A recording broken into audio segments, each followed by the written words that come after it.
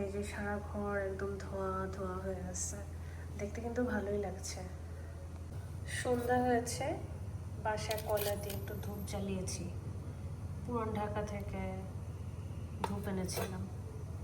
ঘরে এত ধূপের ধোয়া হয়েছে, আমাকেও দেখতে ঘোলা ঘোলা লাগছে। ধূপ দিলে কিন্তু ঘরে সুন্দর একটা স্মেল হয়, আর সেই সাথে মশা মাছি চলে যায়, ঘরে কোনো ব্যাড স্মেল থাকলে সেটা চলে যায়, আর সুন্দর একটা অ্যারোমা হয়। আমার ধূপের স্মেলটা অনেক বেশি ভালো লাগে। আর এখন হচ্ছে চা বানাবো, তার আগে আপনাদের সাথে সন্ধ্যাটা শেয়ার করছি। চলেন চা বানাই। চলে এসেছি রান্নাঘরে, লাল চা বসিয়ে দিলাম, আমার ফেভারিট।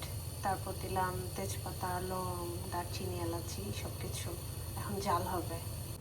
সরিষার তেল দিয়ে পেঁয়াজ দিয়ে একটু বুট ভেজেছি, কোনো মশলা ছাড়া। এটা দিয়ে মুড়ি মাখাবো। আমি তো মিষ্টি খাই না, আর চায় চিনিও খাই না। এই মধুটা দিয়ে এখন আমার লাল চাটা বানাবো।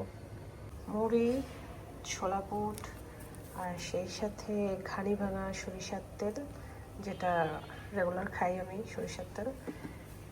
চায়ে খুব সুন্দর একটা কালার এসছে।